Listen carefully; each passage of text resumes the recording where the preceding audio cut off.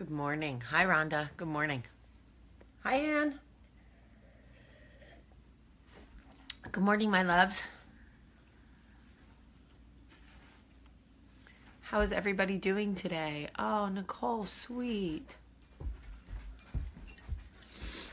Okay. Thank you for that. Okay. Play with it over there. Thanks.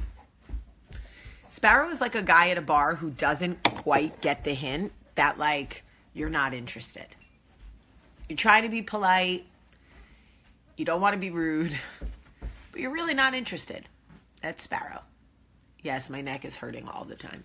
Good morning, London. No, Kimberly, I didn't sleep wrong.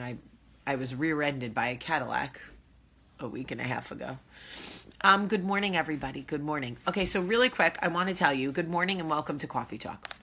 It is Friday, which is wonderful. Now listen, I have something to tell you. I do not eat meat. I don't eat beef or pork, okay? I eat chicken and I eat fish, but I don't eat beef or pork.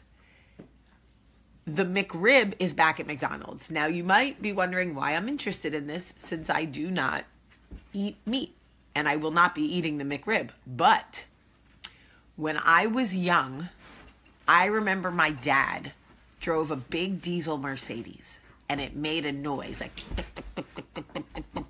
that's my diesel impression. My dad was like, McDonald's has a new sandwich. Now, please keep in mind, in the 80s, taking your kid to McDonald's was like a luxury. Now people shame you. They're like, oh, you feed your kid fast food, right? But in the 80s, taking your kid to McDonald's made you a hero, okay? So my dad was like, there is a new sandwich at McDonald's. We have to try it. So I was like, okay. Meanwhile, we go to McDonald's. My dad orders 2 McRibs and French fries. And we sit in his diesel Mercedes. I'll never forget it. And we both took a bite of the sandwich. And it was like the light from heaven was shining directly on us in his car. And neither one of us said anything. We just started chewing as if a little piece of God was spinning around in our mouth.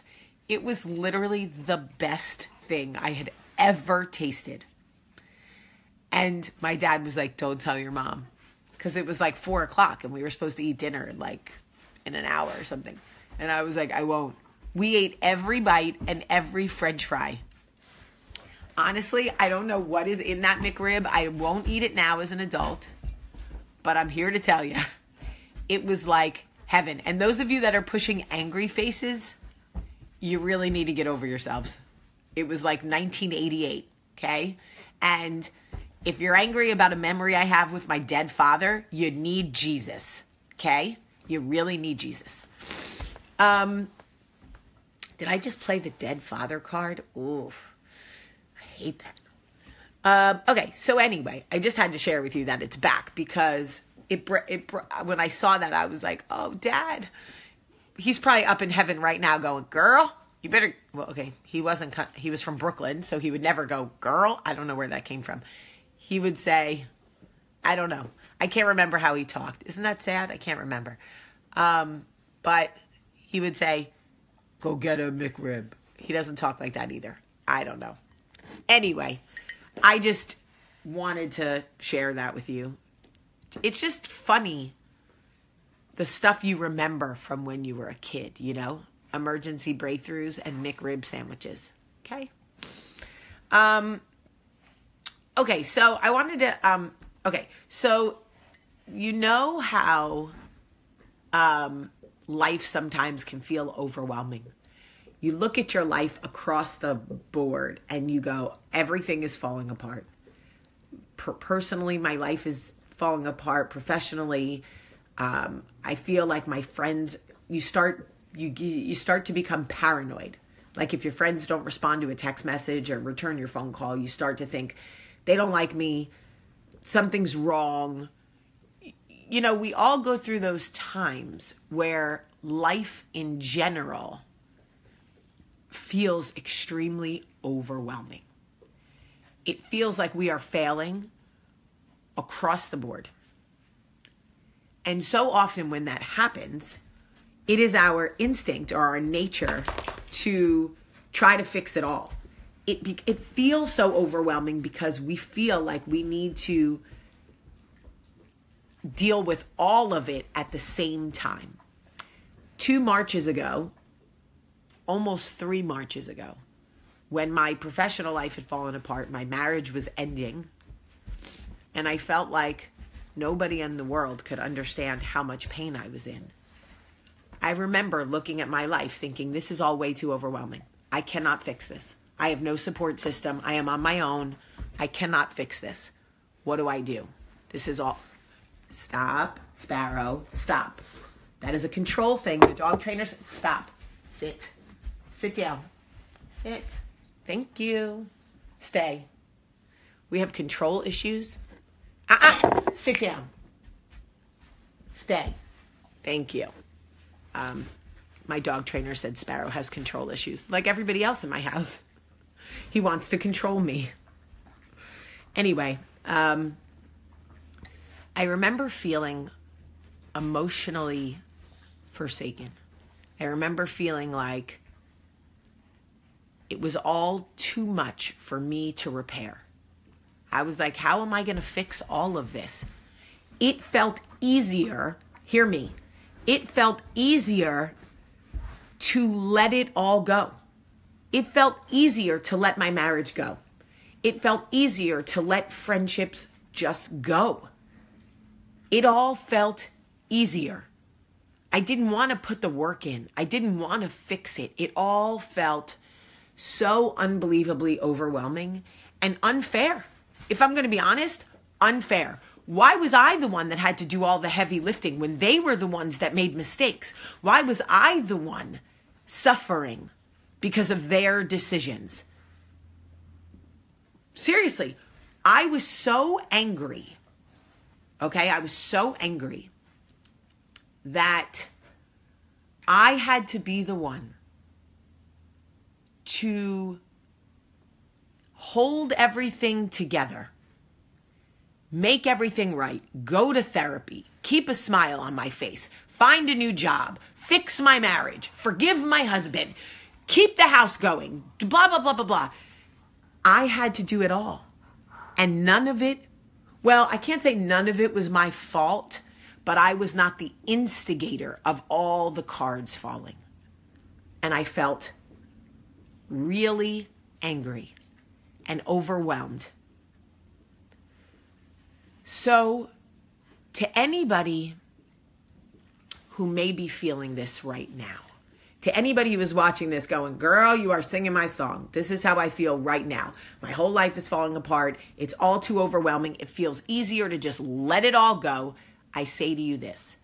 What if instead of trying to fix your entire life, which is what I tried to do, and it about killed me, we just start introducing small happies along the way? Because I don't know about you guys, but looking down that tunnel of work, emotional work that had to be done to fix it all was so scary to me and so overwhelming to me. I approached it wrong. I thought I had to fix it all at the same time. That's a small step, one giant step for man, and one small step for man and one giant step for mankind. I don't know. Neil Armstrong shit. It was too much. If you are feeling that way right now, break it up into small pieces. What is one thing you can do for yourself today that will make you happy, that will move you one step closer to the woman you want to be, to the life you want to live, to the freedom you want to have, to the peace you deserve? What is one small thing you can do today? Take the big picture out of your mind. Stop looking down the tunnel going, Lord, I can't do this. This is too much. It is so overwhelming. It's all falling apart, because that's what I did. And I'm telling you, about killed me. I couldn't do it. What is one small thing you can do? And start there. Start with one small thing.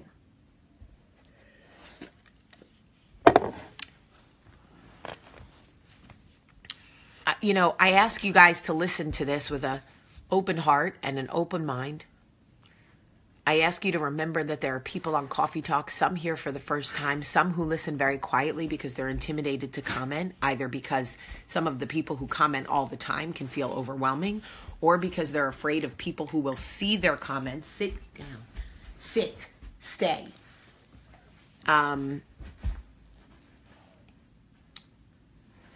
They're afraid of commenting because they're afraid of people who will sit.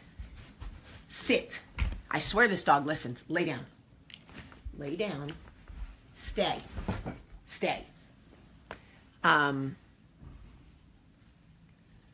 I ask you guys, as you listen to Coffee Talk, Jamie Goodman, yes, you absolutely can sit in bed and cry, but not all day and not tomorrow. Okay? Every woman is entitled to take time to cry, to look at the things that are happening around her and go, how did I get here? I didn't sign up for this. Right? You're allowed to have a pity party and you're allowed to cry.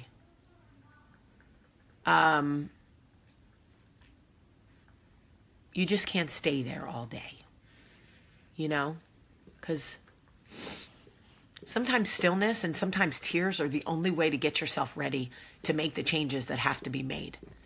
Remember that. Sometimes tears are the only way to prepare yourself for making the changes that need to be changed.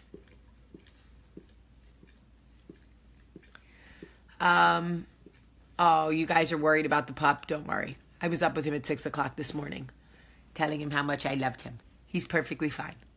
You want to see him?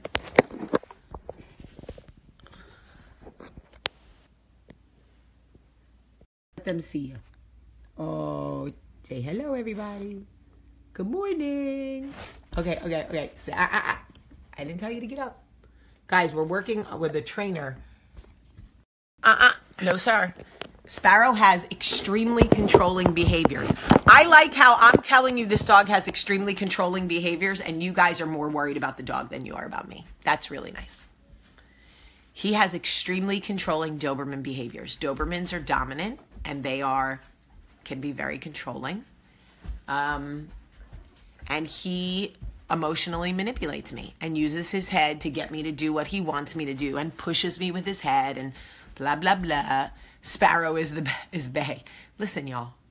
You're supposed to be on my side, okay? Do you see this? This is controlling behavior. I trust my dog trainer. It is controlling behavior. He does not get to make the decisions in this house. Could you imagine if I let him decide who and what, when, where, and how? I would never get anything done because if it was up to Sparrow, we would just play fetch all day long. No, he has to learn.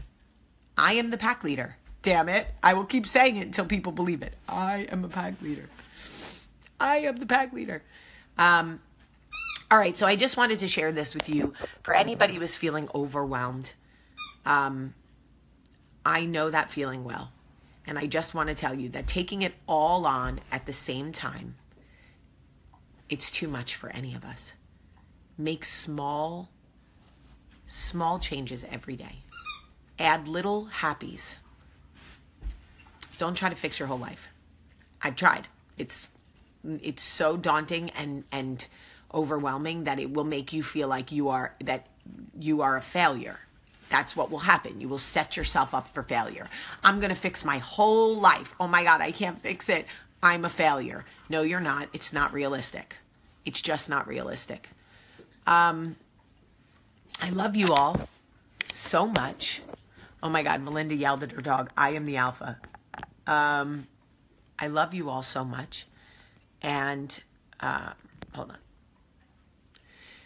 Also, reminder for some of you that when I say I love you, it's the only I love you certain people hear all day. And when they say I love you to me, it is the only safe place they feel safe to love. So I want to just make sure that everybody remembers that everybody is on this journey at their own pace, in their own time, going at their own speed, and I am perfectly okay with that. I love you. If you see me in the street, say hello. Somebody did last night at dinner. She was awesome. I love you. Have a great, great Friday.